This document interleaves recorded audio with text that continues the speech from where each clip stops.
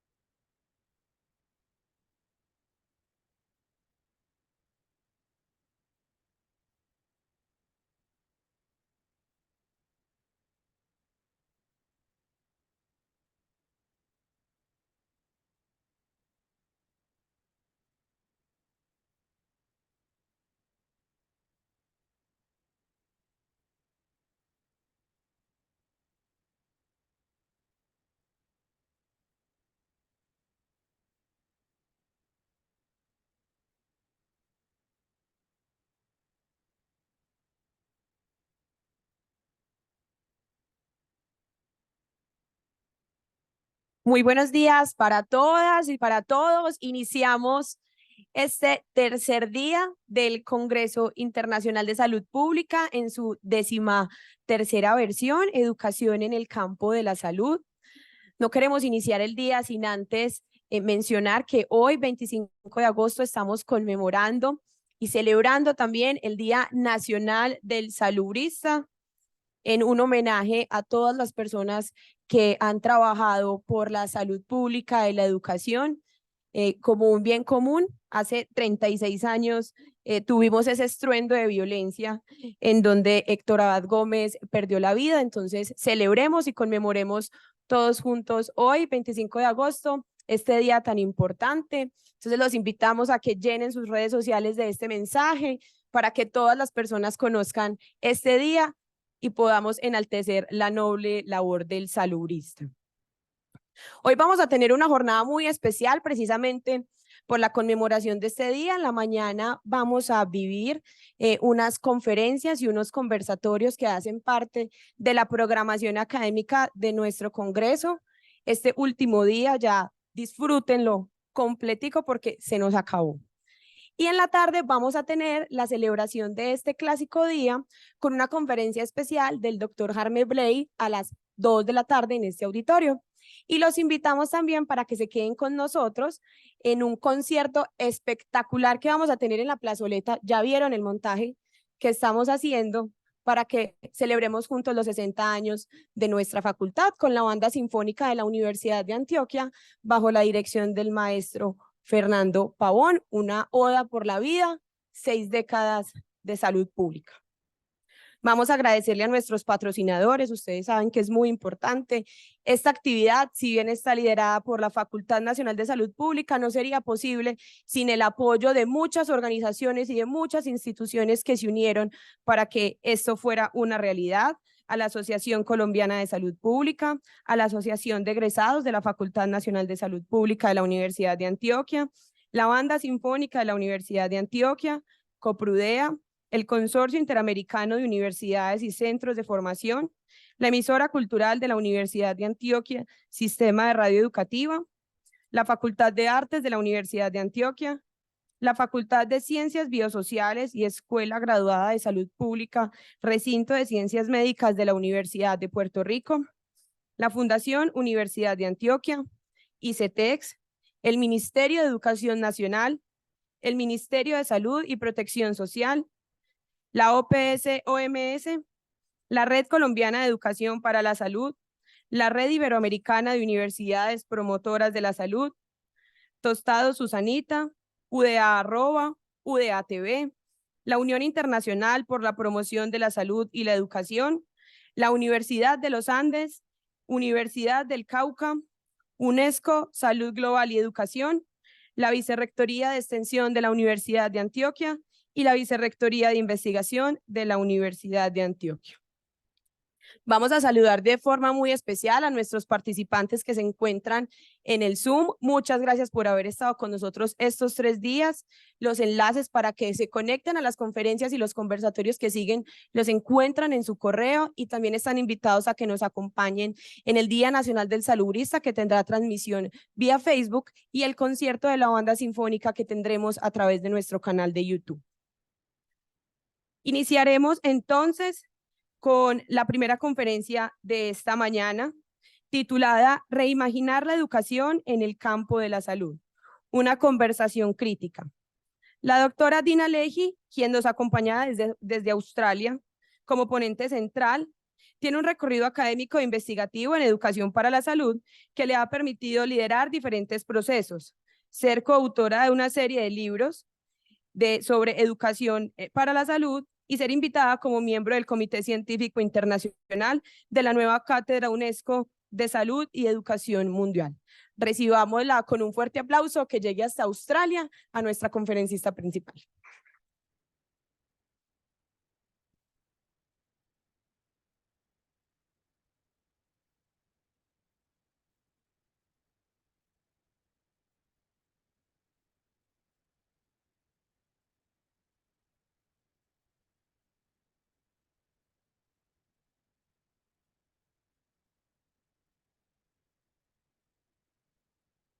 in the Faculty of Education at Monash University.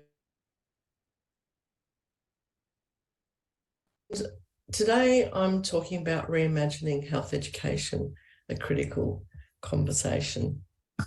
Before I progress too far on, I want to acknowledge the lands on which I speak to you from today and recognise that sovereignty was never ceded. I would like to specifically acknowledge that the Wurundjeri and Boonwurrung people, communities of the Kulin Nation, are the ongoing custodians of the lands on which Monash University now stands. We pay our respects through our research and our teaching and learning to the Wurundjeri and Boonwurrung elders and their past, present and future communities. So, I'm sure you're familiar with Australia, and the red arrow there is pointing to where I currently am. So we're kind of towards the south, the southern part of Australia. One of the wonderful things about Melbourne is, at the moment, is that we actually have just hosted a bunch of Women's World Cup matches. And in preparation for my presentation, I thought I'd go along and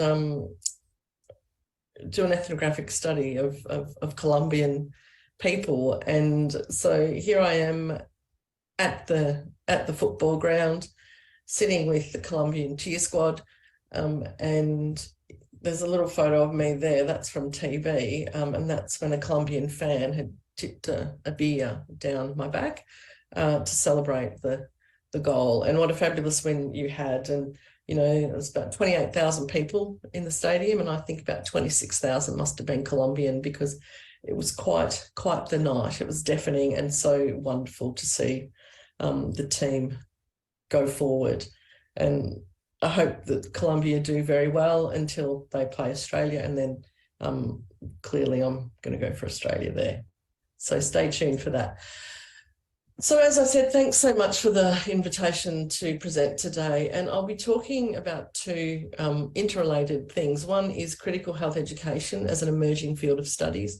And two is really me presenting a number of case studies where I've been able to put critical health education studies insights to work in practical programs. And so we'll go to the first part, the making of a field of studies. Now, this could take forever for me to go into depth about.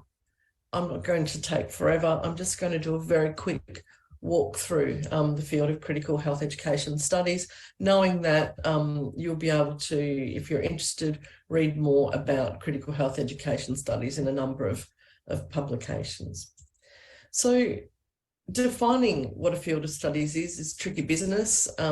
Fields of study are really quite unwieldy, and they're often in motion. The simplest way to explain critical health education studies is to see that it sits between critical public health and critical studies in education. So both of these journals are really important journals if we to understand the work of health education, and critical health education scholars draw heavily on insights that are shared through these publications, and of course through more.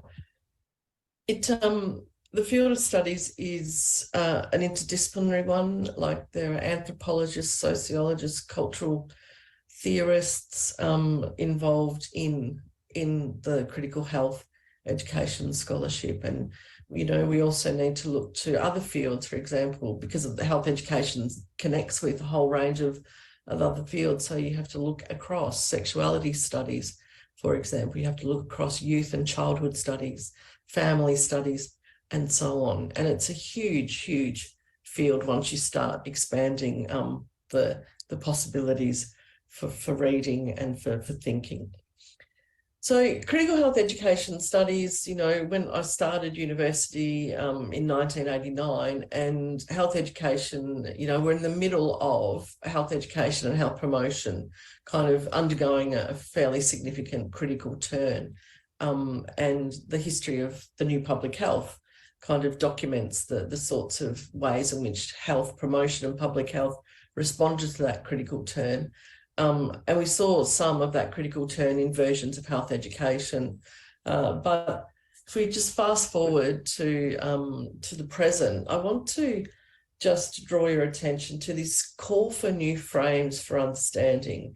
And there are multiple scholars we could go to who give us a platform to and call us to our attention towards the need for new frames. And Lauren Ballant is one of those scholars. And in her essay, Cruel Optimism, she says that long-term problems of embodiment within capitalism, in the zoning of the everyday, the work of getting through it, and the obstacles to mental and physical flourishing are less successfully addressed in the temporalities of crisis and require other frames for elaborating context of doing, being, and thriving.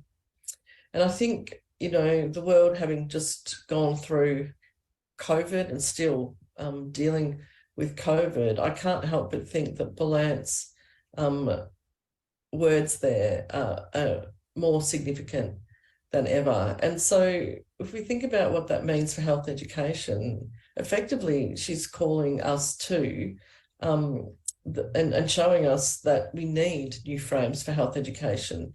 And I would like to suggest that critical health education studies can actually help us develop those new frames and to look at our work a little bit differently. If we are to have new frames, to bring new frames to health education, we need to read beyond the usual suspects, and we need to think with social theory. So it's a different kind of theory and a different orientation to theory. And so as I prepared for this presentation, I just, from my bookshelf, grabbed a number of different books just to share with you the kind of reading that we've been doing in the field of critical health education studies. And it ranges, as I said before, there are all sorts of disciplines involved in critical health education studies. For some of us, we really love governmentality, and I'm one of those people, by the way, but some of these books really are utilising post-structuralism, for example, Foucault's in there. We've got books on architecture, on policy.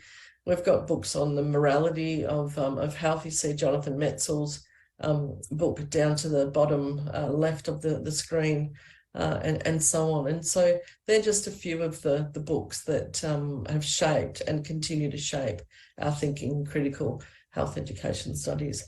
It's quite a different reading list compared to what we might usually read in the field of health promotion and health education, but it's a necessary reading list if we are to bring a new frame to the table. So one of the things that characterises critical health education studies is the use of social theory. And as I said, it's a different kind of theory that we want to work with here. And what it allows us to do, I think, is to help us explore the boundaries of our own thinking and to open up possibilities of the unthought. And that might seem like a bit of a crazy statement, but if you sit with it, it's good to recognise that our own thinking is limited. And I would say that, critical theory folks can also be very limited. And I think that rather than sitting in our disciplinary silos or in our fields of studies, we need to be having conversations across the different disciplines and across the different fields. One of the lovely things I really enjoy about reading in sort of with social theory is it helps to make the familiar strange and unsettle what we think we know. And there are plenty of people who don't really enjoy that unsettling. But I think, if we're to work in this field effectively, we need to feel a bit unsettled, and we need to be looking to other frames of making sense of health in the contemporary moment, and health education within communities or within schools. So a lot of the ideas that I'll talk about today, and the ideas that I've actually been able to draw from as I've put together a number of different projects, comes from not only the previous reading list, that photo of all the books, it comes from these 3 books that I've been a part of, either editing or writing. And mostly, as I said, most of the ideas can be found in there. And the social theory and health education book, we did quite deliberately, because we asked different scholars to use different theories or concepts and apply it to a health issue. And so the table of contents in that book is really interesting, and it gives examples of how to work with social theory and inform our research, but also our practice. And I think often we can forget about practice as researchers or academics. You know, we like to research and we like to write, but the reality is we actually have to be involved in practice, and I'll come to that in a moment. So as I just said, you know, I think health education has very strong foundations in health promotion theories and models, particularly, you know, post New Public Health and the Ottawa Charter. But if you were to rewind and go back to probably the earlier versions of health education, for us, you know, the late 1800s, health education actually has strong foundations in eugenics and temperance movements. And so I think that we always need to be mindful of the political work that health education has done previously, and what it continues to do. And I think that's one of the reasons we do need other theories and concepts, and bringing those to the table as we try to understand health education. Note, I'm not advocating throwing health promotion theories and models away. In fact, I think we can work with them very cleverly, and you'll see in the case studies that I've done that.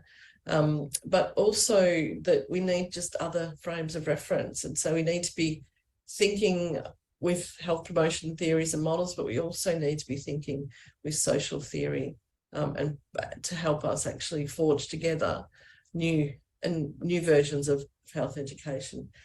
What's very interesting, particularly here in Australia, is that there are very few education researchers who are involved in researching health education, which to me is very strange. But for a lot of the work takes place in faculties of health sciences or in medicine and health sciences. And these groups of academics are working in schools or trying to do health education, but there's rarely an education researcher on the team. And I do think that that's something that I'd like to see changed. And we're seeing it change here in Victoria in particular, because I think all of the disciplines have something to offer how we understand health education. We do see a lot of repetition in health education research. You know, as somebody who sits on a couple of journal boards for health education, the work, you know, there's lots of repetition. It's, you know, around either kind of adjusting a research design or testing or standardizing a measurement, etc., which of course is all really important. But at some point we need to actually look at what's happening more broadly in the field of health education. And I've just recently, and I say that with, you know, I'm involved in a systematic review at the moment around school health environments. And as part of the team, you know, we've sat there and we've extracted the papers, and we're kind of going through and selecting which papers to be considered. And I kind of realised that I was actually involved in a systematic review of a systematic review of systematic reviews. And I just sat there and I just asked the question, and I said, well, all of this work, and it's incredibly labour intensive, and it's really very systematic, and I think that that's a really good thing. But at the same time, I just sat and started to ask some different questions around why is it that we have so much research about X, and yet X hasn't changed dramatically because of this research. And perhaps we need to start to think about how this research is being shared, how it's being taken up, and what we might do differently, and what social theory might offer us as we try to understand what often gets referred to as fidelity. But I would talk about it in terms of how health education is enacted in the everyday of schooling. And we do need different ways of thinking if we're to understand that. Wendy Brown calls on us to embrace wild thinking. And I really love that as a concept. I know it sends shudders down a lot of people's spines, because if we start to embrace wildness, we kind of are unleashing, new kind of paradigms and new thinking. Whereas I think sometimes a lot of research is about trying to tame the wildness. If I think about RCTs, for example, in education, a lot of work is spent trying to kind of cut out the different variables so you can actually do the RCT. And again, I'm not saying let's stop doing RCTs, but I'm saying that doing that work in that way, there's also other ways of thinking wildly about, in this case, health education. And social theory does help us look beyond the immediate order. And I do really think we need some wild thinking to make sense of the present, because it's pretty wild in terms of what's happening in health education. And just to share that at the moment, for example, we're working on a vaping resource, and I'll talk a little bit more about that later. But the very idea of the government intervention into people's lives here in Australia, post-COVID lockdowns, it's changed. The game has changed significantly. So that's being read as public health intervening in vaping is being read as where a conspiracy theory. We've fallen victim to the World Health Organization and conspiracy.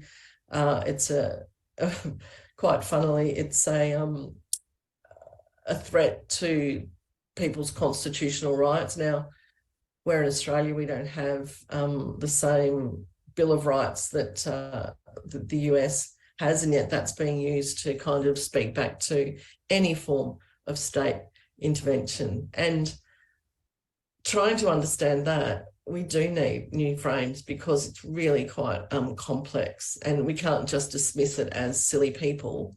We need to try and understand what that post-truth moment and the effect, what it is, and what effect it's having on our health. And it's not the Constitution. It's, I'll come back to it. I should know it, but I'll come back to it. All right, so one of the things that over time I've been thinking about is how we understand complexity and the wildness actually of classrooms, because they are wild places, I have to say, and particularly on a Friday afternoon, they're completely wild. But I use Foucauldian ideas around governmentality, and I draw from the field of governmentality studies to think about health education and the kinds of health education we see in the everyday in schools. And I think this quote from Rose, I've picked it out and applied it to health education. It's a really useful concept, I think. And so, if we start to think about this health education, you could think about it as policy or curriculum or a program. And if you think about it as manifesting at most a hesitant, incomplete, fragmentary, contradictory, and contested metamorphosis, the abandonment of some old themes, the maintenance of others, and the introduction of some new elements, a shift in the role and functioning of others because of their changed places and connections with the assemblage of control. And if you do policy work and you look at policy over time, if you look at curriculum over time, it really becomes clear how curriculum documents and policies and even pedagogies in classrooms are really hesitant and incomplete and fragmentary and sometimes contradictory. And so it's important to be kind of teasing those things out and to be able to understand what's going on there. And I do think governmentality studies helps us make sense of any contemporary act of health education, be it, policy, curriculum, pedagogy, as I said. I think assemblage as a concept helps us also understand some of the failures that characterise health education and the messiness of everyday practice, classrooms, community, and home. And I do think we need to learn to sit with failure, even though, the crisis is pressing. If we go back to Ballant's comment, we're kind of always trying to respond to a crisis. And so failure, we tend to kind of skate across it or think, actually, we just change the research design, or if we just change the variables or whatever. But I think we can actually sit with failure. And in health education, it's inevitable, really, that we have to consider why health education's failing, and to kind of try and understand it better, and to try and actually reimagine health education in response to its various failures. Which leads me on to talk about the state of health education here in Australia. And some of this will resonate across a number of different countries. And so I've been lucky enough to be able to travel and talk with health education scholars, the lovely Professor Didier Jourdain from France, the UNESCO Global Chair, scholars in Denmark, scholars in Sweden, in the US, in Canada, New Zealand, Hong Kong, and so on. So some of the characteristics, and critical health education studies helps us see this, is that health education is highly individualised. So it's if the critical turn never happened. And knowledge and attitudes plus behaviour change is a triplex that is still relied on heavily in health education. And this is despite knowing that it often fails as a model. And we know the social determinants of health have a significant impact on people's health, and yet we still go to individualised and lifestyle-based approaches. Health education uses shame, stigma, and disgust to try and entice people to be healthier. Just excuse me for a second. And we see that through public health campaigns, but we also see it coming through in community education and school education.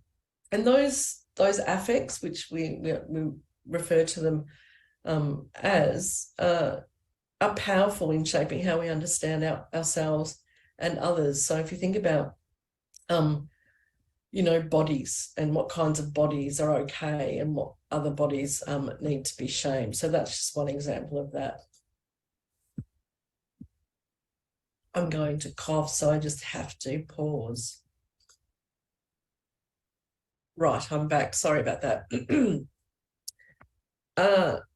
So thinking about how health education or health promotion recruits shame, stigma, and disgust to try and change behaviours. And all I'm saying is, if you actually look at that more closely, you might understand that it can actually get in the way of our ambitions. And we've seen here in the last couple of years scholarship that's actually starting to recognise the role of stigma, and particularly weight stigma, in obesity prevention campaigns. Now, this is a good reason for reading beyond our disciplines, because scholars have been actually talking about that for some time. And it's passed health promotion and public health by, and they've only just come to start to be writing about that and thinking about that. So if we go back to one of the books I showed earlier, the biopolitics around obesity, and there's a huge critical obesity studies community of scholars, and we've been writing about disgusting pedagogies, from around 2004, and in 2009 that biopolitics book came out, where we talked about health as a governmental assemblage, and that recruited disgust in classrooms to do this work.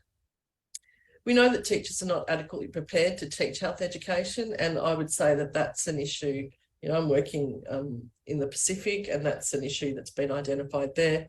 But equally, I was talking to Professor Peter Aggleton yesterday. He's about to go to Sarajevo, and one of the things that he's working on there is teacher education. And I would say we need better teacher education here that provides teachers with really strong foundations to work in this field. And the other thing just to throw into the mix is that health education is a marginalised subject in schools. And this is despite literacy being a determinant of health. So it's not in a very good state. And so in some ways, when I talk about new models, I'm mindful that, given the state of health education, what hope really does a new model have? But I'm going to show you actually some new models for health education and talk about how they're being taken up. So it's just a really interesting space to work in, and we're kind of building on fairly shaky foundations in lots of ways.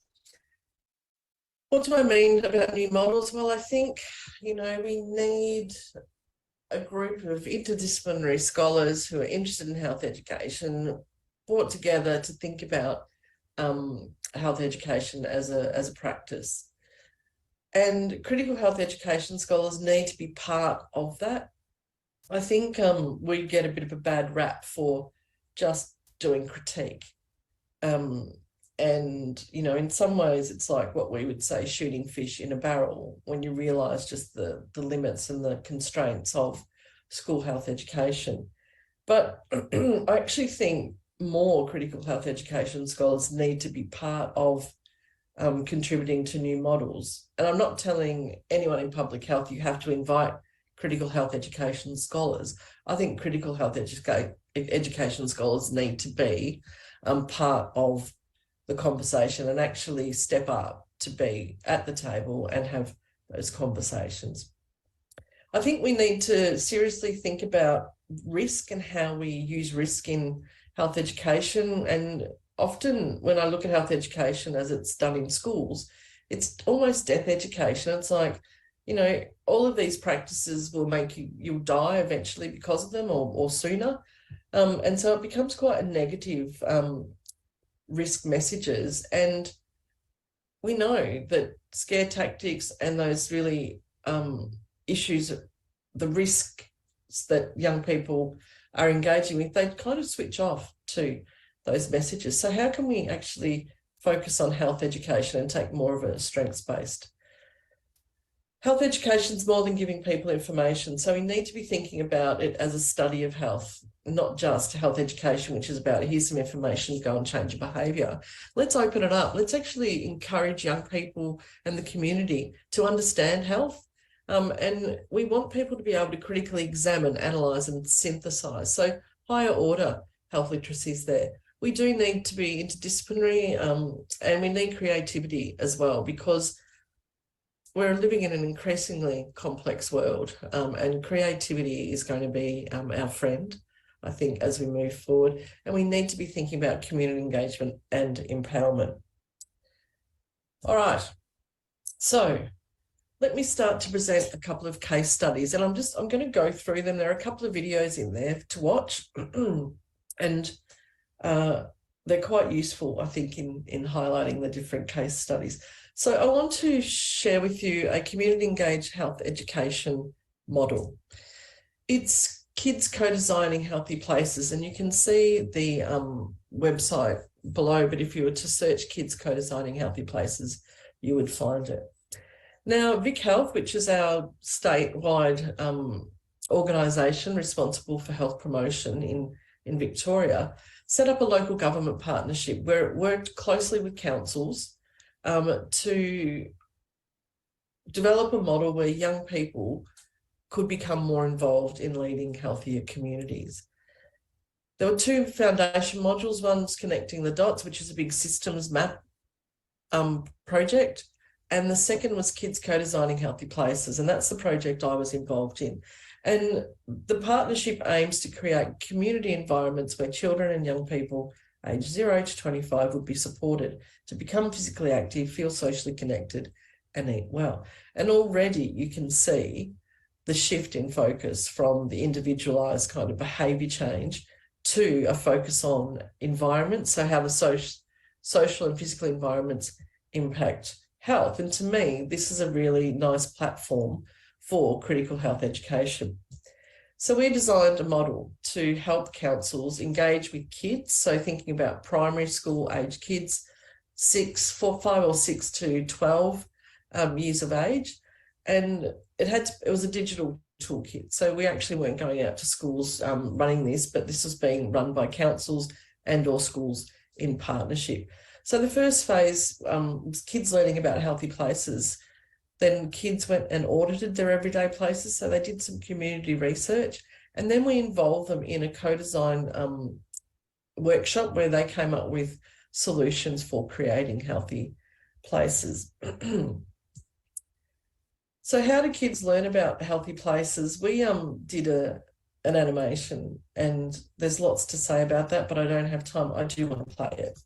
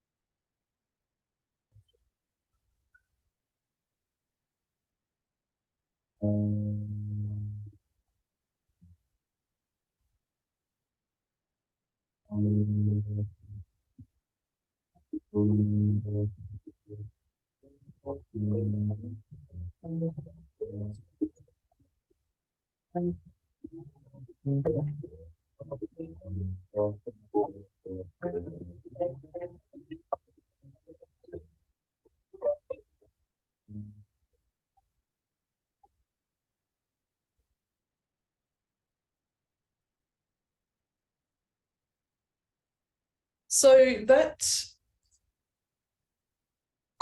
I knew that was going to happen. Excuse me for a moment. Okay, so that was the way in which we engage kids in learning about what are the social and commercial determinants of health. And when you read that literature about what it is to educate people about social and commercial determinants of health, lots of issues around that. But that animation really set the kids up to go out and do their research.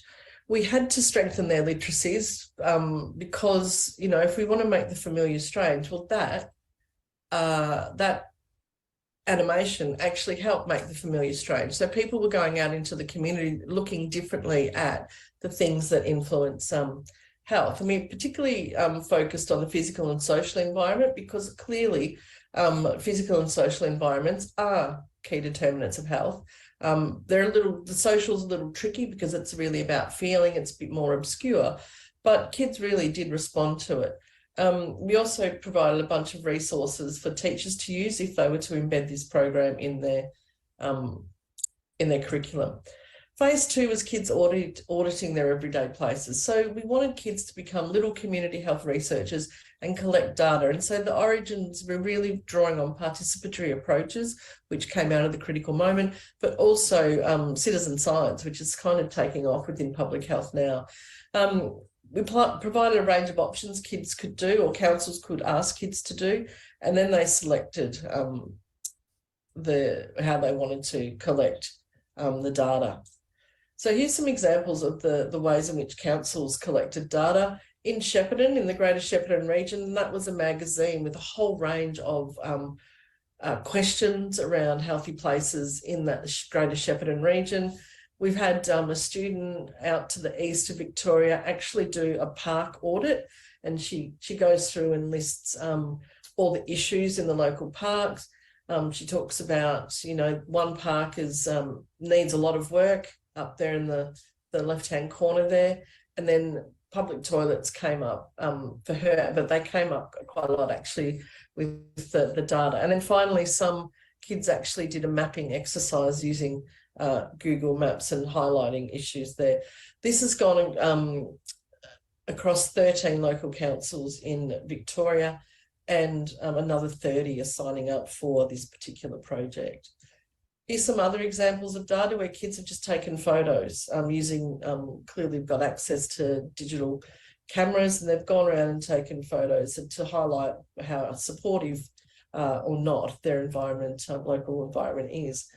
Once the data comes in and councils have a chance to kind of collate it, we go into a workshop mode where we get councils and kids together to analyse the data, but also come up with solutions. And those solutions go forward into the municipal public health and wellbeing plans, which the state government requires councils to do every 5 years. And so here's just an example of the kind of analysing the data. We put all the data that they collected into little cards, and then as a group they sat down and worked out, well, which things on the cards influence feeling safe, healthy eating and being active. And then the next, they actually connected the dots. So we drew on some system science thinking there to actually say, well, how do, or are there examples of where particular issues impact on one or on two or more, health issues? And they used wool there to connect the dots. So there's we're getting into more higher order analysis and developing and practicing health literacies. Here's a shot of the Kids Co-Design workshop in the Greater Bendigo area. That's the local mayor who actually came and met with the kids. And you can see the kids' audit data is up around the marquee. And the mayor went around and looked at the data, and the kids engaged with the data. And then she said, kids, we're actually really interested to hear from you about what you perceive the issues are, which is fabulous. They loved that. There was a red carpet for the mayor. In terms of where we ended up, I've just got 2 case studies there from local councils based on the kids' research and their findings, and their coming up with solutions and prioritising. And so the councils kind of walked away with a bit more of a sense of kids' experiences of their local environment and the things that they thought would actually help contribute. So we're at the stage now where these ideas are being translated into action plans. So we're kind of 3/4 of the way through. And what it turns out is that these things will be actioned over the next 5 years. What's fabulous about this project is that it was a finalist in the WHO NCD's prevention lab as a kind of a project that engaged with the future generations to bring about change that could affect NCDs. Case study 2, digital gaming. So this was developed on the back of Kids Co-Design Healthy Places, and I'm going to play a video for you. So this is Sandro DeMeo. He's the CEO of Vic Health, and Vic Health commissioned us to develop this project. Listen to Sandro. Hey everyone, we're inviting Victorian children aged 9 to 12 to design a future healthy world using Minecraft Education Edition. We're asking this one big question: how would you help your community to be active, eat well, feel included, and be socially connected? Over the next few weeks, kids will become community health researchers and designers. They'll go on a series of quests starting with identifying key health issues in their local community. They'll develop a range of solutions to solve these issues and then design and build a future healthy world where everyone in their community is connected, active, enjoys wholesome food and feels great. Along the way, they'll meet some new characters who will teach them more about what makes a healthy community.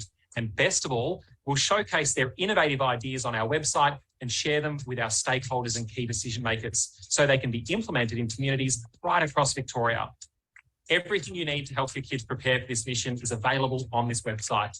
We know kids are curious and can't wait to see their prototypes of creating a healthier future, one that's fairer and better, a future that our kids will enjoy. See you in Minecraft. So you can see the kind of connection with the previous project. And one of the limitations of the previous project is that kids had to kind of sit around and talk about what they thought. This project goes a step further and gets them involved in building a future healthy world in Minecraft. And I'll just share with you our pilot, one of the pilot projects we did last year using Minecraft, and you'll see I think some of the positive features of it.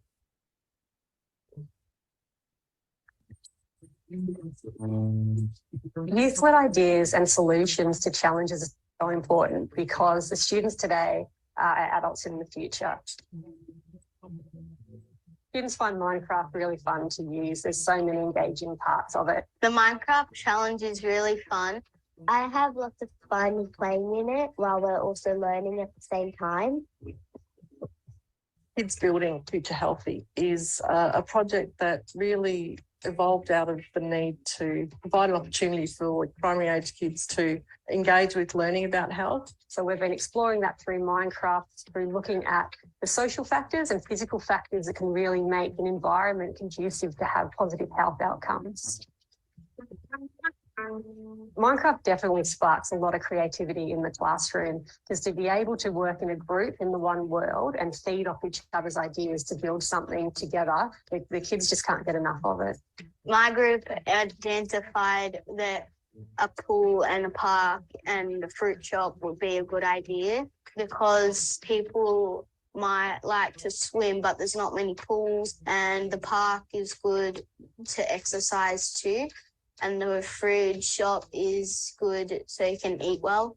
There isn't many places to be active and not many ovals and sports places. So we thought that maybe we could add more. We've been building a library. In the library, we have things like a veggie garden, free food. On the second floor, we have a playing area, a gym. The feedback that we've received from teachers is that they've really welcomed it as a resource. The Future Healthy Minecraft Challenge aligns really nicely with the Victorian curriculum. It's a really powerful way for the kids to share their ideas.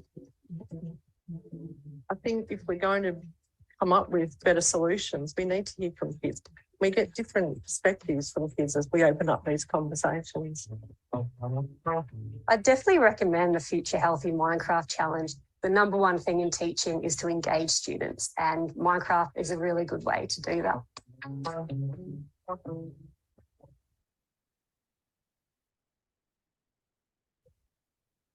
So that was our pilot of the Minecraft project. It's currently the mission is underway in at the moment. So it's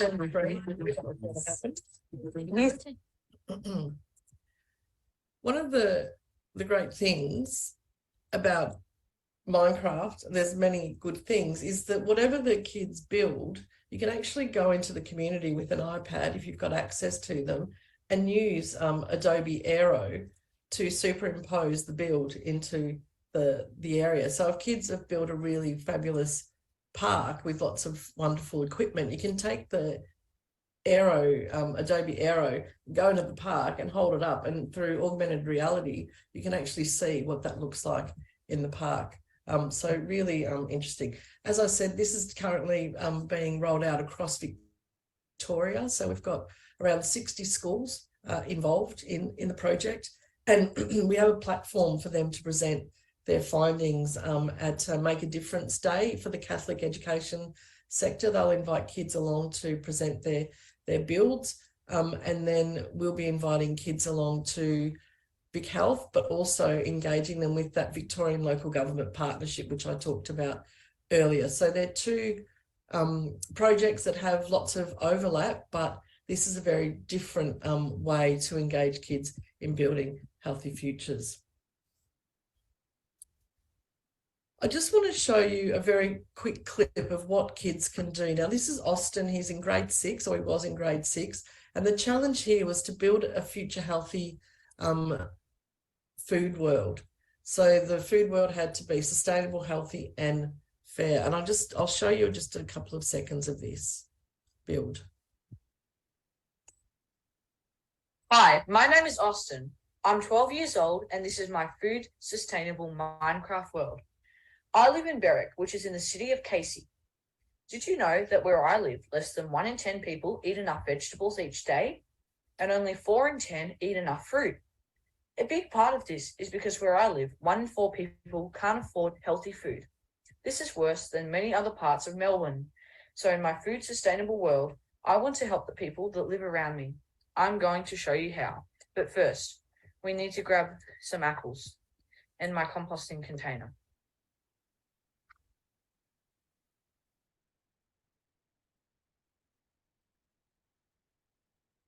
Over here, we have the community gardens, and this is composting. So I'll stop there because it goes for 3 minutes, but you get a sense of the project. And for the Minecraft Future Healthy project, all kids will actually do a walkthrough video like Austin is doing, and taking us on a tour of their builds and justifying how each of the builds can help address a particular health issue. And Austin was pretty terrific, and you would have heard him very early on saying that there are real issues around affordability of food where he lives, and starting to think about the social determinants of health and addressing those by enhancing environments. And to me, that's fabulous health education. It's community oriented, it's engaging with and taking action on the social determinants of health. All right, over to case study 3, new sites of learning for health education. So given all the limits that I've talked about earlier about health education, I'm interested in thinking about new sites where we can do health education. So thinking about public spaces like museums, for example, or galleries or pop-ups. And I just want to share this festival with you. And we know that we have to do something quite radical to transform our food system, and that the environment is being deeply affected by our food system, as well as people's food levels of food security and health. And so we worked with the Sandro De Mayo Foundation and Fed Square to run this little festival for 2 days.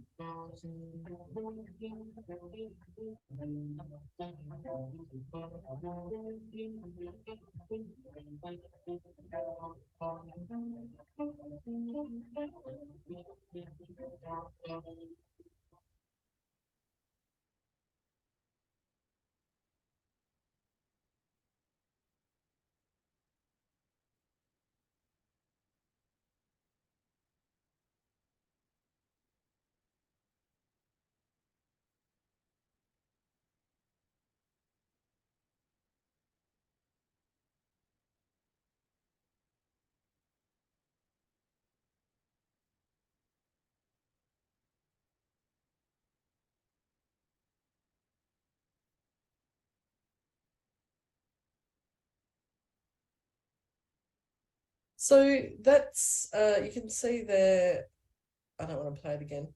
It's a big partnership across a number of different industry partners. It's in a public square in the CBD of Melbourne. It has activations across the whole food system. And we talk to kids about what are some of the changes we need to make to improve the food system. And I'll just share with you some of their ideas. And so in the evaluation, we asked, what's one action you can take to improve our food system? And the kids talked about lots of different ways in which they could contribute. They also talked a lot about broader issues. So food, healthy food's more and more expensive. So that's an issue. But they were keen to try and contribute and make change. And what's been interesting is that the climate change angle is kind of almost, when I won't say almost, it is seen to be more important than actually the personal health. And so once you start to engage kids in thinking about climate change and the impact on climate, we get a different kind of level of buy-in. I think it'll be interesting to explore that over time. And so that's just an example of the food festival. And I've just got one more example. And it's a vaping case study. Now, this is happening at the moment. We're developing this. We're about to just go to trial some new resources. But you can see here on the diagram that we have to make cross-curriculum links. And so vaping, we're thinking about creating healthier communities, and we're building health literacies. And we're building those literacies from across the curriculum. All of those subject areas are necessary if we want to educate kids about what the facts are around vaping. That's really heavily geared towards science, how advertising and marketers target kids. That's media arts and English literacy, understanding persuasive texts. Understanding the social determinants and how environment impacts on our health is geography. Being able to understand graphs and understand, smoking and vaping rates, that's numeracy. Civics and citizenship, being part of community and thinking about community health. And finally, using a range of applications to develop a multimedia campaign. Now, as I said, this is underway, and we'll have some resources hopefully up by November. But this is just another example, a very simple example of how we're trying to work across the curriculum, multiple disciplines into the programming to help young people, if you think at HPE, planning new strategies and resources to enhance the health, safety and wellbeing of their communities. And that again is a good example of health education curriculum. I just want to finish up now, and I'm mindful of time. This is an excerpt from the Victorian Health Education Curriculum. And if you read it, you go, oh yeah, health education must foster the capacity for young people to adopt a socially critical perspective about health issues. Students should also be given the opportunity to evaluate social conditions which might lead to health problems. They may develop strategies to deal with these from a personal perspective, and where practicable, such studies should lead to action projects in the community. So you can see how all the different projects I've just showcased connect really well with that curriculum. The problem is that was the curriculum in 1989. So that's the curriculum that that was my first year in teacher education. And that's the curriculum that influenced me to be thinking about what health education could do. And as I said earlier, our curriculum is now heavily individualised, and that is a significant issue. So the current curriculum conditions are quite hostile towards critical health education. The latest curriculum is the most individualising curriculum I've seen in my 30 years of health education, but we're working in Victoria to adapt that. And one of the wonderful things about Victoria is that whilst the curriculum conditions have almost regressed, the broader conditions for health promotion have improved. And so we've got Sandro De Mayo, who you've seen a number of times throughout this project as CEO of Vic Health, really pushing a different agenda, focusing on systems for a healthier, fairer Victoria. And this is a tweet from Sandro a couple of days ago, and this is the new 10-year strategy. And you can see how they're now working to do health promotion and ensure the health of the population. Long-term commitment, focus on reshaping systems, not just changing behaviours. Health equity is at the core, and layering their approach across multiple levels, including local, place, state, national, etc. And given that, we have a completely new conditions where critical health education can thrive if we can kind of try and edge that curriculum back to embracing some of those tenets from 1989. Overall, though, in terms of critical health education, it needs to be participatory, relevant, and community engaged.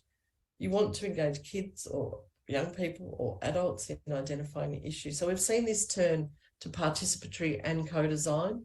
And that, isn't the panacea, but it's an interesting methodology that we need to explore more. We need to work with teachers and other educators, avoid the one-off sessions. They're pretty appalling in terms of being able to develop health literacies.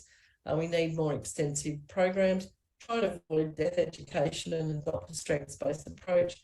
And it has to be interdisciplinary, or we miss valuable opportunities to understand health. So that's critical health education in a nutshell. I started talking about the kind of field and what sort of ideas we draw from and new frames for thinking about health education. Then I've given you a number of different examples of critical health education in motion. Please get in touch if you have any questions. My email's there, and I hope you have a wonderful conference, and I hope your Colombian women's team continues to progress. Thanks very much for the invitation, and I'd be really happy to.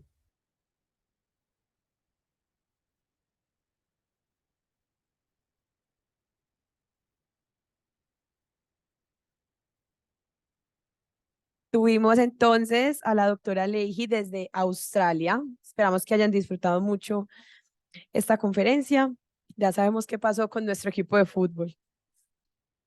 Vamos a continuar nuestra programación con una conferencia central a cargo del doctor Hiram Arroyo, no sin antes contarles que en el sitio web de nuestro congreso pueden encontrar ya cargada la declaratoria final que da respuesta a todas estas discusiones y experiencias que hemos tenido durante estos 3 días académicos. La pueden ir conociendo. Igualmente, a las 12:30 los esperamos en el auditorio, después de las conferencias por ejes y conversatorios, para hacer nuestro acto de clausura y hacer una lectura oficial de esta declaratoria. Recuerden, a quienes aún no han diligenciado la encuesta de medición de huella de carbono, es muy importante. En los rotadores se encuentran el QR para que lo hagan. Y a quienes no han realizado su registro al evento, los invitamos a pasar al hall para que puedan hacerlo. Recuerden que este registro es muy importante porque de allí es donde sale la certificación del evento. Entonces, si no se registran, no aparecen en nuestra base de datos para el certificado.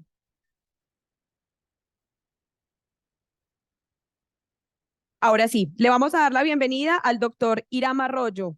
El profesor cuenta con una licenciatura y maestría en Educación en Salud Pública de la Escuela de Salud Pública, Recinto de Ciencias Médicas, Universidad de Puerto Rico. Además, doctorado en Educación Superior de la Universidad Interamericana de Puerto Rico y doctorado honoris causa de la Universidad Rey Juan Carlos en Madrid, España.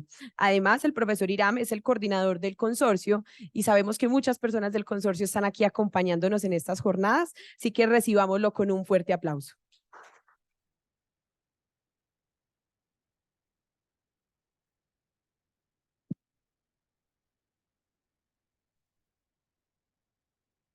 Tengo forma de pasar las láminas.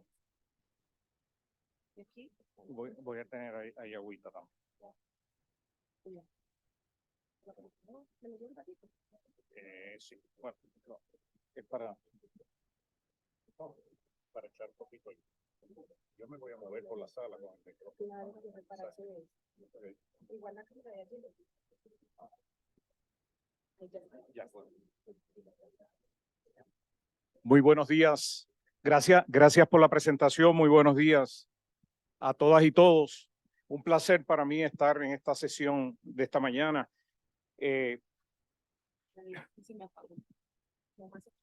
Sí, agradeciendo la oportunidad de compartir con ustedes este espacio. Estamos en las postrimerías del evento, ya hay un documento de declaración que se está socializando. Quiere decir que mi trabajo va a ser muy fácil en este momento porque realmente lo que voy a poder compartir con ustedes es inclusive un resumen de muchas de las contribuciones de los compañeros y las compañeras que han estado durante más de 48 horas haciendo alarde de la contribución conceptual y metodológica de la educación para la salud.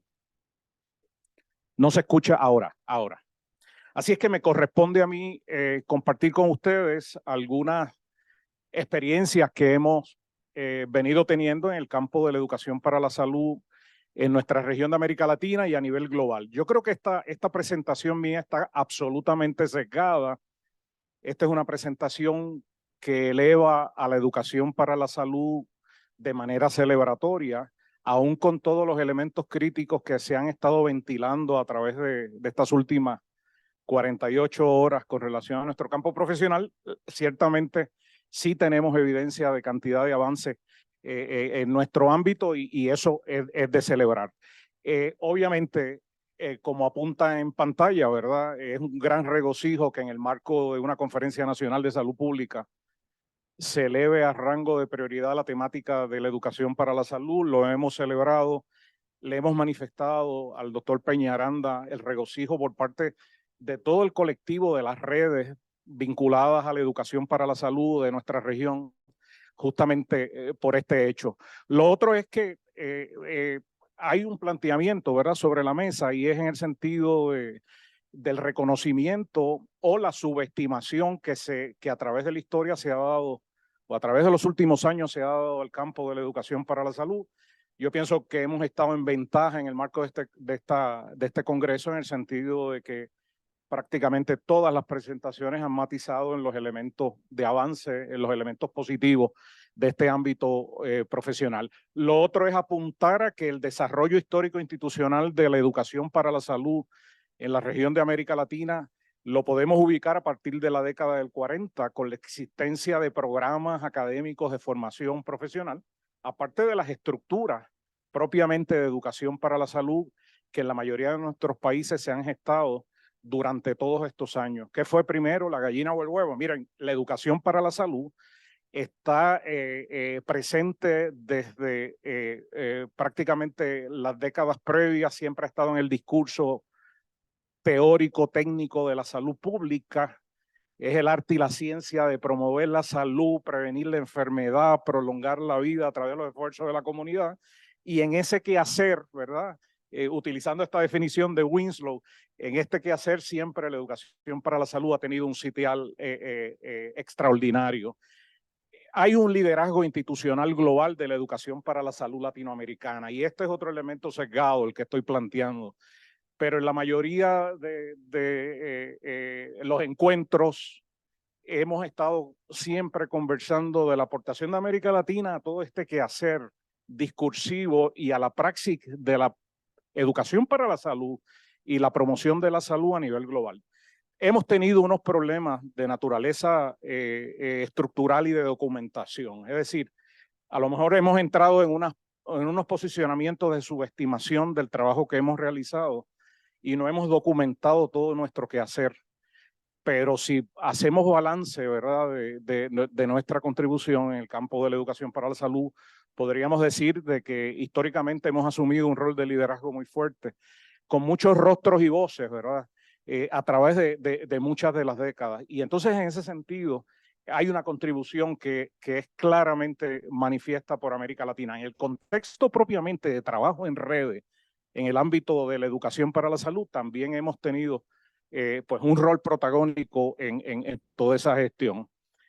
El movimiento de promoción de la salud que se gesta a partir del 1986, pues viene siendo un momento histórico, un paradigma que complementa el trabajo que en educación para la salud se había estado realizando y se le da un upgrade, se le da una nueva dimensión, ¿verdad?, a la educación para la salud para hacerla más política, más integral, etcétera, etcétera. En el contexto de América Latina saben que hemos estado muchos de nosotros defendiendo la personalidad política programática de la educación para la salud de la mano al movimiento de promoción de la salud que se gesta en la década de los 80.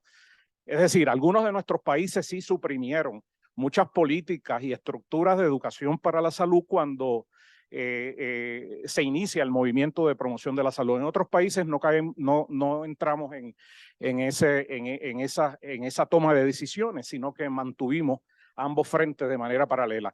Pero ciertamente no ha habido ningún debate en términos de la relación complementaria entre promoción de la salud y promoción de la salud. Bueno, justamente lo que acababa de decir.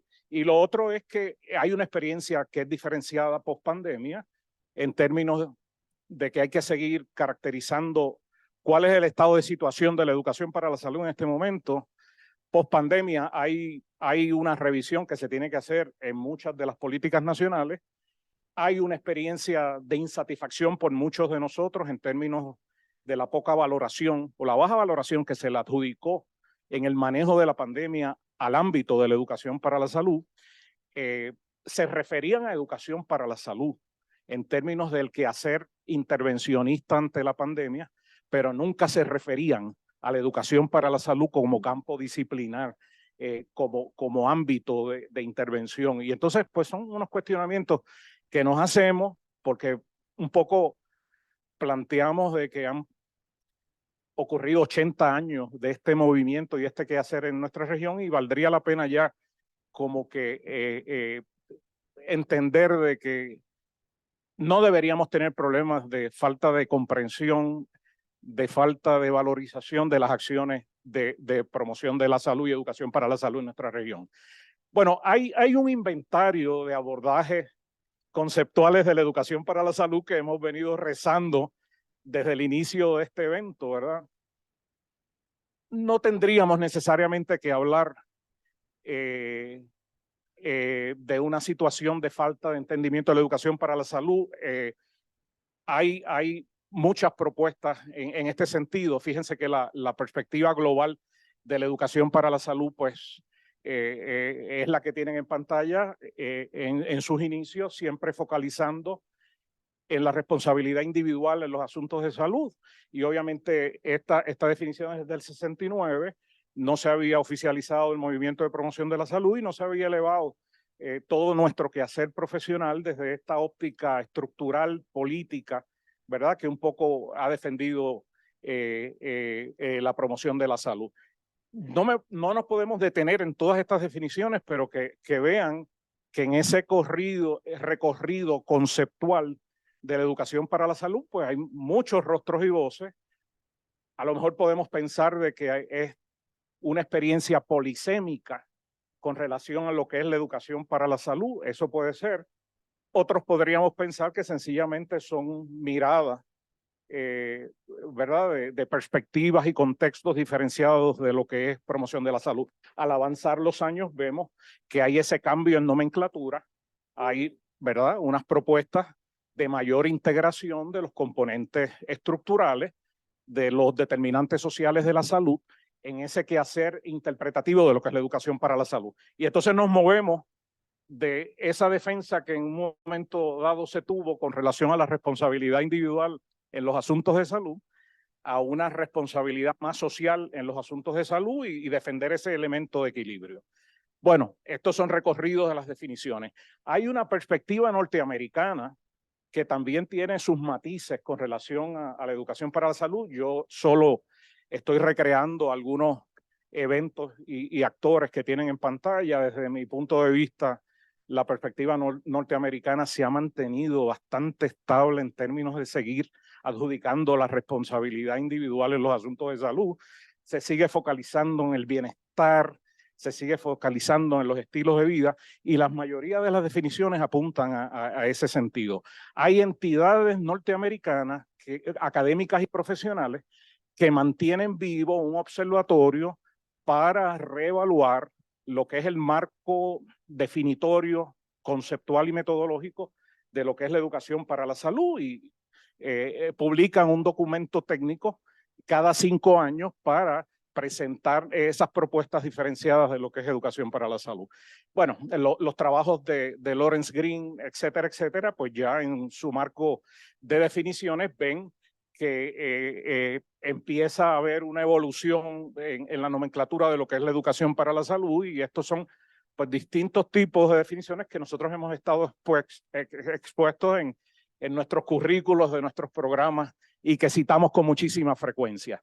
Esta entidad que se llama la Coalición Nacional de Health Education de los Estados Unidos, pues también hace referencia a esa perspectiva de la educación para la salud, obviamente en este caso combinando ya no únicamente la parte de la responsabilidad individual, sino que pues empiezan a ver otras perspectivas, ¿verdad? Y entonces empiezan a hablar de las experiencias de equidad en salud, etcétera, etcétera, etcétera. Así que nada, la última definición desde esta óptica norteamericana de esta organización la tienen en pantalla, hacen alusión a la planificación racional de las acciones de educación para la salud y parten de la premisa de esa combinación en el accionar político, económico, educativo, organizacional, y se aproximan más a un entendido de la educación para la salud moderna, ¿verdad? Por decirlo de alguna manera. Pero vemos el 2023, y entonces yo cito aquí algunas definiciones de educación para la salud del 2023, y si ustedes entran a la caracterización de esas definiciones, pareciera que vamos nuevamente para atrás porque nuevamente empezamos a culpar a la gente por lo que hacen. Así es que hay un conjunto de perspectivas que se encuentran, ¿verdad? Y que ponen en entredicho si hay realmente avances en términos de estas visiones de educación para la salud. Este cuadro lo han visto en cantidad de referencias, es un poco también la definición de promoción de la salud y educación para la salud en Norteamérica, donde al menos ellos nos mantienen como de las 5 líneas estratégicas, mantienen a la educación para la salud de manera central y reconocen, ¿verdad?, de que hay unos elementos de influencia social alrededor de ella. Los tratados de educación para la salud, los tratados académicos, un poco apuntan a este conjunto de corrientes filosóficas dominantes. Las tienen en pantalla. Obviamente la filosofía en cambio en comportamiento en salud de una manera primaria, lo cognoscitivo, lo relativo a la toma de decisiones, todo lo que tiene que ver con el funcionamiento libre de coerción y las teorías de cambio social. La perspectiva europea, aquí solo una mención a algunos colegas nuestros que han estado vinculados al trabajo, ¿verdad?, con algunos de nosotros en América Latina, son algunas de las definiciones que se tienen desde la perspectiva institucional, etcétera. Muy rápidamente, pues, de la definición de educación para la salud del 81 de Antonia Modolo, que ha sido un referente europeo en ese caso. El grupo de la Asociación Española de Educación para la Salud, hoy se llama Fundadeps, Fundación de Educación para la Salud de España, con nuestra colega María Sainz, que también pues, ha presentado unos abordajes interpretativos de lo que es la educación para la salud, pues también la hemos citado cantidad de veces. Pues, y hay otra serie de académicos profesionales que presentan pues, abordajes de la educación para la salud de manera diferenciada, y que este es un material que ustedes van a tener disponible para seguir viéndolo. Hay un referente también para la comunidad profesional y colegas españolas, que es Pilar Nájera, que fue de alguna forma directora de Educación para la Salud en España por muchos años, que en sus últimos documentos escritos pues ya integra, ¿verdad?, todo ese quehacer de la educación para la salud y la promoción de la salud en sus trabajos.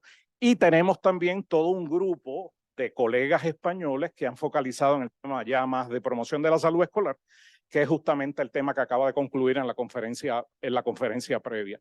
Bueno, en América Latina tenemos un conjunto de colegas que han mantenido la presencia permanente, ¿verdad?, de profundizar sobre las bases conceptuales, metodológicas de la educación para la salud. Es un grupo que de alguna forma han ejercido roles de advocate, ¿verdad?, de la defensa disciplinar de nuestro campo. Y hay pues cantidad de perspectivas, ¿verdad?, donde plantean en este caso Peña Herrera, Cardache y Sanabria, que esto es todo un marco referencial que es vivo, que se mantiene en construcción, que hay que seguir revisándolo y que es un marco referencial para pensar y actuar para alcanzar la salud de los pueblos. Y hay otros abordajes, ¿verdad? También de la educación para la salud que apuntan a elevar la educación para la salud como propuesta de política social, ¿verdad? Y unas definiciones un poco más actualizadas o miradas más actualizadas de la educación para la salud focalizan en otros componentes intervencionistas por parte de la educación para la salud moderna. Y aunque reconoce el elemento de la responsabilidad individual en los asuntos de salud, nos planteamos el problema de la alianza o los efectos adversos que tiene todo este mundo digital de acceso a fuentes de información, donde plantea todo un tipo de accionar por parte del campo de la educación en salud dirigido a afrontar el problema del análisis crítico de la información. ¿Cómo logramos llegar a la población para que la gente pueda discernir entre información buena de la que no es buena, ¿verdad? Y cómo exponernos a ese mundo tan complicado que no controlamos y que necesariamente afecta todo el trabajo que se hace en educación para la salud. El otro tema es el de los entendimientos de los determinantes sociales de la salud, que aun cuando en el discurso reconocemos su importancia, pero las acciones programáticas tienen que cuidar la incorporación del análisis crítico y de los determinantes sociales de la salud en el quehacer. No podemos seguir hablando de enfermedad, de signos, síntomas, medidas preventivas y dónde acudir a recibir servicios de salud. Paralelamente a eso, tenemos que trabajar con otras dos orientaciones. Las relativas a que la gente junto a nosotros como proveedores de servicios o como auxiliares en el trabajo educativo puedan entender la verdadera raíz de los problemas que les afectan, número uno. Y segundo, el componente de habilidades para la vida o destrezas para la vida. Es decir, que la educación para la salud moderna de alguna manera tiene que tomar en consideración las destrezas para que la gente se active y participe en los asuntos de salud. Y de la misma manera reclamar un compromiso social y político, no solamente del ente externo, sino también a nivel de los grupos, los individuos, etcétera. La educación para la salud, pues hoy por hoy, de la mano con la promoción de la salud, pues plantea una serie de respuestas, de desafíos, de formas para su actuar, ¿verdad? Que son diferentes, incorporan las 5 líneas estratégicas de la promoción de la salud como las conocemos hoy, pero se suman otro conjunto de acciones. Hay unos enfoques de salud transversal, ¿verdad? Que es el que tiene que ver con los determinantes sociales de la salud, los objetivos de desarrollo sostenible, todo lo que tiene que ver con la interculturalidad y la diversidad cultural y los derechos humanos. Y hay pues también unas metas que se persiguen que las tienen en pantalla. Bueno, hay otras perspectivas, ¿verdad? Que todas y todos conocen. Esta es la definición de la doctora Chapela, donde ella habla de la capacidad humana corporeizada, individual y colectiva para construir futuros viables y avanzar hacia ello. Lo que sí es cierto es que durante estos 2 días que llevamos, hemos elevado a rango de importancia todos estos rostros y voces de la educación para la salud. Plantearnos, ¿verdad?, de que el abanico de aplicación práctica del campo de la educación para la salud, pues asume, ¿verdad?, todos estos entornos, todos estos contextos, todas estas perspectivas. Prácticamente la mayoría de ellas han tenido instancias de presentación directa de los fundamentos de todas estas áreas. Las organizaciones internacionales vinculadas a la salud, y concretamente una de ellas en las que nosotros hemos estado vinculados por años, que es la Unión Internacional de Promoción de la Salud y Educación para la Salud, siempre han puesto esta relación de la transición paradigmática entre educación para la salud y promoción de la salud. Han planteado los vacíos, las brechas que la educación para la salud tradicional ha planteado durante las décadas del 40, el 50 y el 60, y entonces fíjense que la propia organización mundial que nos representa pues da ese salto paradigmático y cambia inclusive su nombre a partir del 1993, donde se convierte en la Unión Internacional de Promoción de la Salud y Educación para la Salud, y tienen toda una corriente programática en ese sentido. Hay muchas más miradas que podemos darle a la educación para la salud si establecemos unos momentos históricos, ¿verdad? Aquí yo hablo de la educación para la salud tradicional, ubicándola del 40 hasta el 70, y hablo de una educación para la salud matizada por la promoción de la salud a partir de los 80 y el 2020, y unas nuevas miradas a la educación para la salud desde el 20 hasta el 23, y ven en ese cuadro pues un conjunto, solo una muestra, de corrientes paradigmáticas, de modelos, de enfoques teórico-conceptuales que han estado visitando el campo disciplinar de la educación para la salud y que habría que todavía estudiar más toda esa relación de complementariedad conceptual y de abordaje sobre cada uno de estos campos. Así que eso por un lado. Lo otro son los enfoques y perspectivas de la salud pública en general, que también han primado todo este desarrollo histórico, ¿verdad? de la salud pública, y que han tenido efectos en las miradas también a la educación para la salud. Ahí ven algunos de esos enfoques. Fíjense que son enfoques sacados que se extraen de las propias definiciones dominantes de educación para la salud que se han manifestado durante esas décadas y que han mantenido unas variaciones en los campos interpretativos de la educación para la salud, y son áreas que hay que seguir mirando. En los 80, el enfoque conductual y de estilo de vida, el biomédico, fíjense que son mutuamente excluyentes, son ámbitos teóricos, paradigmáticos, conceptuales, que cobran una fuerza y un matiz especial en unas miradas conceptuales del movimiento de educación para la salud a través de las décadas, y pues que las tenemos ahí en pantalla. Fíjense que toda esta perspectiva de salud y desarrollo humano, salud holística, el modelo salutogénesis, habilidades para la vida, muchas de esas propuestas se ubican como parte del discurso institucional y tienen unas influencias en el entendimiento y en la práctica de la educación para la salud.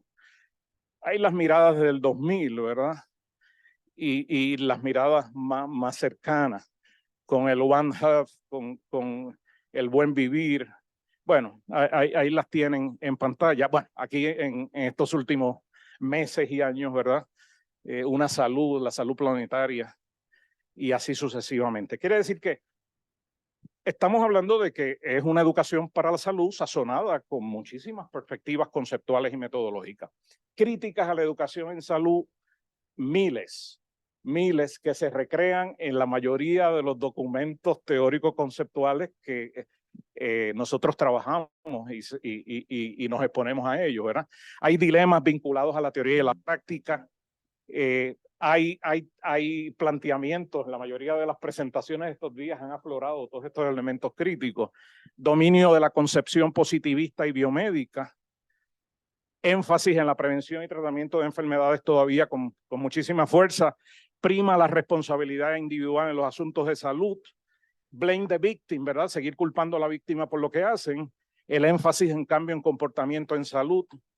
La debilidad en las miradas humanísticas, sociopolíticas, liberadoras, éticas, emancipadoras, todo lo que tiene que ver con la educación bancaria, lineal, socrática, y todo lo que tiene que ver con la falta de evidencia de la efectividad de las acciones en educación para la salud, ¿verdad? Como asunto en esta línea. Premisas de la educación para la salud, no tenemos tiempo para ello, son inmensas, ¿verdad? Pero las que predominan tienen algunas en pantalla.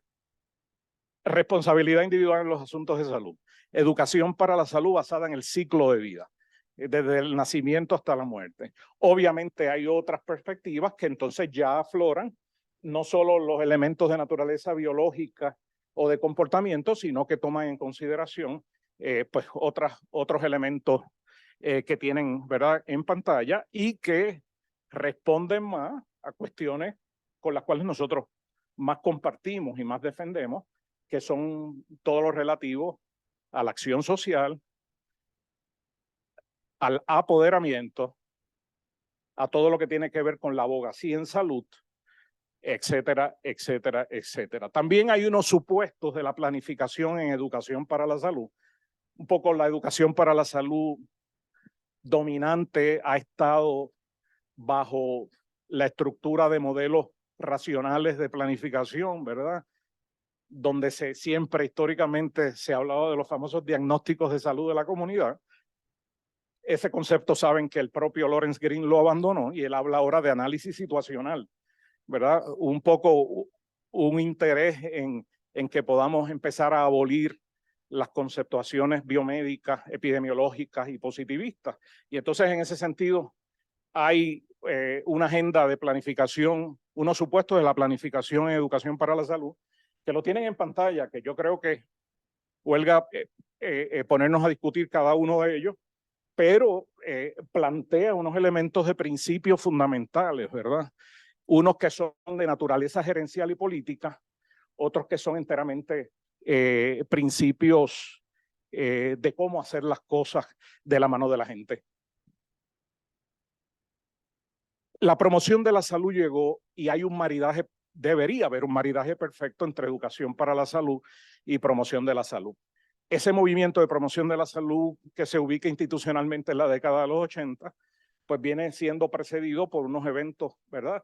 De contexto, entre ellos el informe de la LONDE de los canadienses y obviamente el otro documento que prácticamente todos los documentos técnicos hablan de la Conferencia de Alma-Ata como precursores de este movimiento de promoción de la salud de la década de los 80, en el cual nosotros nos hemos adherido a esa gestión política, programática de la educación para la salud, de la promoción de la salud desde los 80, ¿verdad?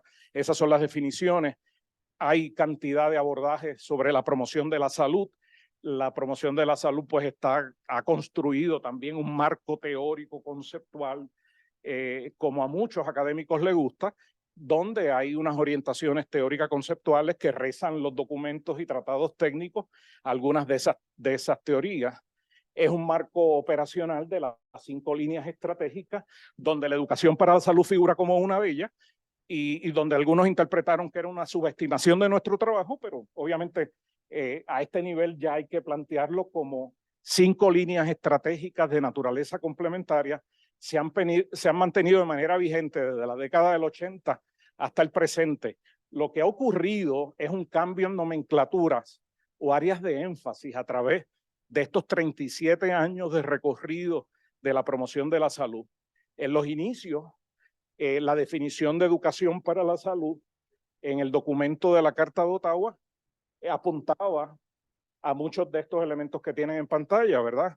El reconocimiento del enfoque de los entornos saludables y donde la educación para la salud tiene que primar en todos esos entornos, todo lo relativo a la puesta en marcha de acciones programáticas de educación para la salud y la entrada a los enfoques de la comunicación y el mercadeo social aplicado a la salud, todo lo relativo al trabajo, por supuesto, con líderes, con comunidades, el enfoque de apoderamiento elevado al más alto nivel.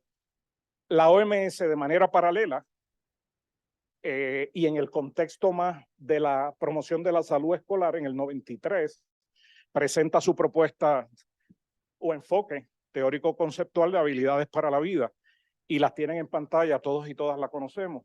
Un poco aquí el planteamiento ético que se hace es que las acciones de educación para la salud no únicamente deben estar estacionadas en la parte de signos, síntomas, medidas preventivas y dónde acudir a recibir servicios de salud, sino que todas acciones de educación para la salud tienen que proveer a un mismo nivel de importancia el desarrollo de capacidades en todas estas áreas, ¿verdad? Instrumentos realmente para que se dé el ejercicio del apoderamiento, se dé la participación, etcétera, etcétera. Lo otro, a nivel de enfoque, y la conferencia fue tan reciente como ayer, una magnífica conferencia sobre alfabetización en salud. Este enfoque, estamos leyendo sobre él en la literatura propiamente de educación en salud a partir del 2012, con más fuerza, en este documento de Simons, citado en la literatura norteamericana en este caso. Y yo creo que aquí hay un planteamiento, lo hablaba con mi colega, nuestra colega que presentó el tema de alfabetización en salud, yo creo que nos corresponde en América Latina hacer un detente y trabajar en una propuesta conceptual y de aplicación práctica sobre lo que es la alfabetización en salud. Esta es una propuesta sustitutiva de la educación para la salud como la conocemos. Es la educación para la salud renovada. Es la educación para la salud moderna. ¿Cuáles son los elementos de unicidad, los elementos característicos de la alfabetización de la salud en nuestra región de América Latina? Coexisten, estas son las definiciones más típicas, ¿verdad? Y en el modelo propiamente de Don Notbin, a mí me gusta citarlo porque en el nivel funcional, que es el primer nivel, es el biomédico, ¿verdad? Es el de la educación para la salud tradicional. Pero en el segundo y tercer nivel se proponen unas cuestiones que sí nos interesan, ¿verdad? El marco de la salud interactiva en términos de la defensa clara de que el marco metodológico y de aplicación práctica de la educación para la salud debe elevarse a rango dialógico en encuentros y análisis crítico con la gente, de la mano de la gente de la mano de nosotros, y profundizar sobre los temas y los determinantes sociales de la salud, y entonces la educación para la salud o la alfabetización de la salud crítica, que conlleva unas acciones más de respuesta por parte de todos los sectores sociales, comunitarios e individuales, ¿verdad? Y donde se dan esos ejercicios de la abogacía en salud, la militancia en salud, etcétera, etcétera, etcétera. Y es un revivir de muchos de los principios de Pablo Freire que prácticamente todos los colegas facilitadores de los diferentes temas en este congreso han estado citando, y pues de eso se trata, ¿verdad? De cómo los políticos en el contexto de la pandemia estuvieron hablando permanentemente de la resiliencia. Lo que pasa es que lo operacionalizaban en términos de la responsabilidad individual de la gente en los asuntos de salud, y eso pues nos creaba un poco de malestar. Así que el enfoque de resiliencia bien entendido es la capacidad que tiene la gente, los grupos y los colectivos para levantarse de su condición y utilizar ese conjunto de activos en salud y transformar nuestras vidas. Lo otro que hemos hecho, yo sé que no tengo mucho tiempo, pero es que le dimos una mirada al concepto de educación para la salud y estuvimos revisando un conjunto de definiciones, 100 definiciones de educación para la salud, 100 definiciones, y tienen las referencias de los años de publicación de las definiciones atendidas. Esto fue un ejercicio que se hizo al interior del curso de fundamentos de educación para la salud de mi escuela, con mis estudiantes, y un poco calificativos de la educación para la salud. Pues los tienen en pantalla. Las frecuencias mayores están en frecuencias absolutas. O sea, hay 24 definiciones que la educación para la salud se eleva a proceso, ¿verdad? Y así sucesivamente, en la frecuencia absoluta que tienen en pantalla, es esa frecuencia, pero ven todos los otros elementos de calificativos a la educación para la salud. Si contáramos con tiempo, pudiésemos hacer más análisis sobre eso.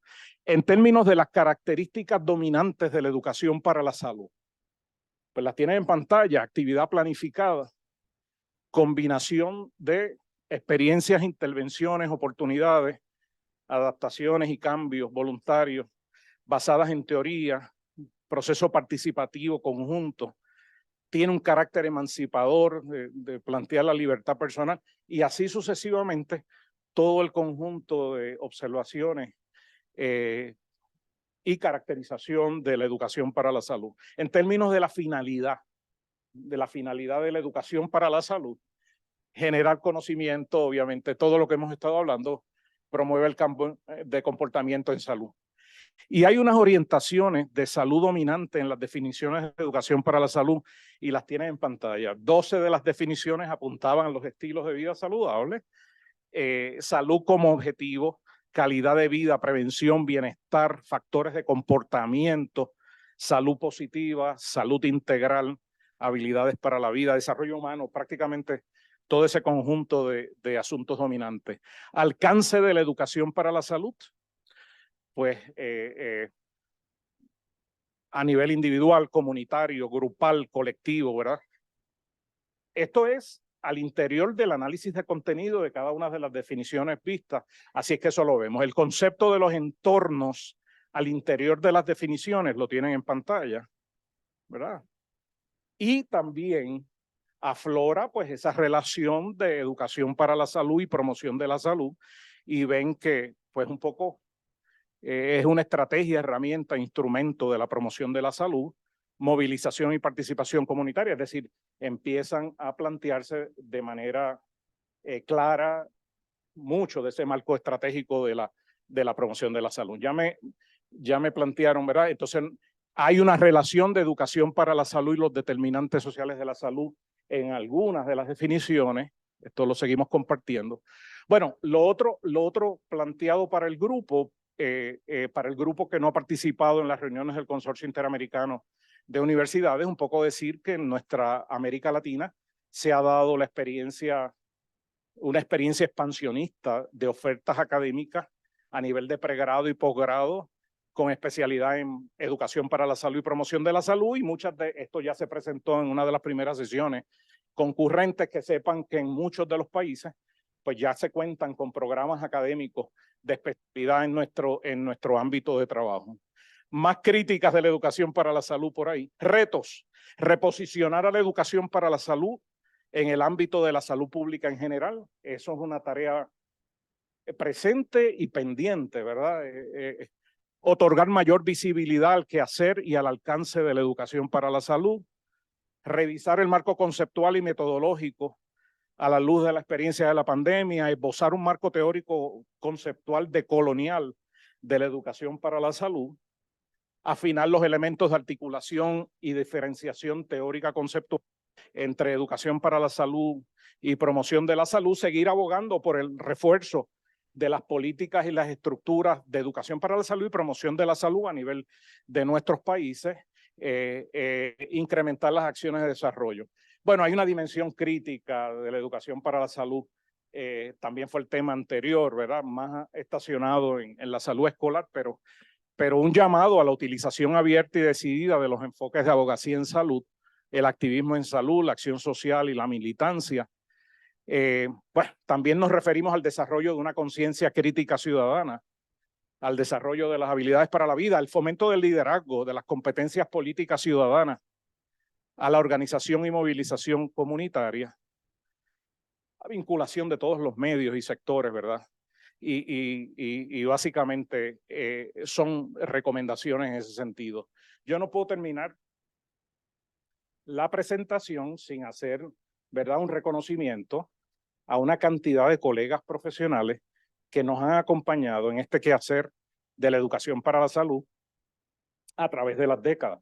Y esta es una muestra de colegas que han figurado al interior de nuestras redes, y es solo una muestra, ¿verdad?, en reconocimiento a todo este conjunto de colegas que han estado con nosotros en esta gesta regional latinoamericana. Muchas gracias.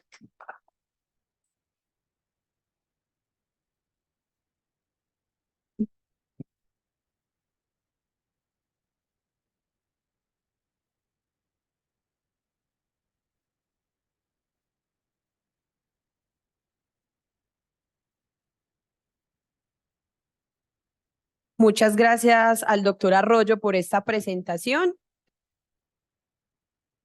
Recuerden que hoy vamos a tener una agenda bastante nutrida del profesional. Ahora vamos a pasar a un espacio de conferencias por ejes. Tendremos 4 conferencias simultáneas. Educación en el campo de la salud en políticas de salud pública en el ámbito nacional, con Gina Rosa Rojas, directora de promoción y prevención del Ministerio de Salud y Protección Social, en el aula 221, segundo piso. Educación en el campo de la salud en políticas de salud pública en la región de las Américas, con la doctora María Pilar Campos, asesora regional de promoción de la educación y educación para la salud de la OPS, en el aula 120. Así. No vi ella. Educación como un derecho en el campo de la salud, desafíos de la acción intersectorial de la atención integral a la primera infancia, con la doctora Ana María Peñuela, directora de primera infancia del Ministerio de Educación Nacional, en este auditorio. Y la educación en el campo de la salud desde una perspectiva intersectorial, con la doctora Jennifer Inestrosa, de la Facultad Nacional de Salud Pública, en el auditorio 7 de la SIU. Tenemos una actividad afuera si se quieren llevar al auditorio 7 de la CIU. En el 7º piso de la torre 2. Tenemos una actividad afuera si se quieren llevar regalitos y saber qué tanto saben de ser salubristas. Para que asistan, los esperamos en las conferencias y nos encontramos a las 12:30 para nuestro acto de clausura.